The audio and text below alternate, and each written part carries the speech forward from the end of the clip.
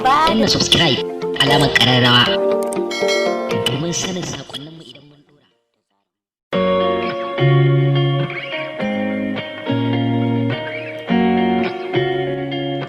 Barkanmu da zuwa gidan TV Arewa Top TV, labarai gaskiya da gaskiya.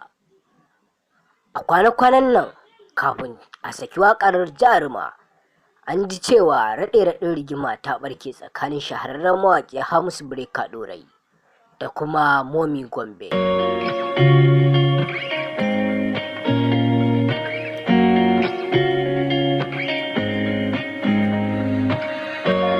Rigimar dai ba a kan kuma ba ne, ita Jarumar tana son mawaƙin, inda shi kuma ya nuna ba shi da ra'ayi a kanta.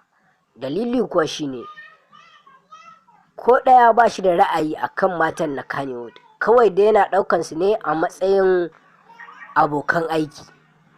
Hakan ya ɓata wa mawaƙiyar, ko kuma in ce shahararriyar 'yar Kannywood ɗin rai, inda ta yi blocking ɗin shi shahararren mawaƙin, haka zalika kuma ta daina kula shi.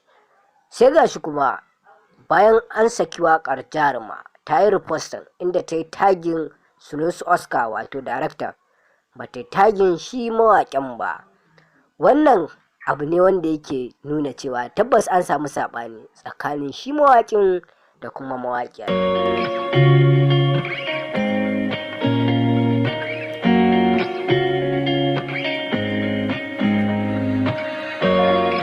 Amma mu muna fatan Allah ya gyara, Allah ya sa su sasanta tsakaninsu. Za mu so ku danna subscribe, kana ku danna alamar ƙararrawar sanarwa. Za mu so mu ji ra'ayinku a dangane da wannan rahoto. Mun gode.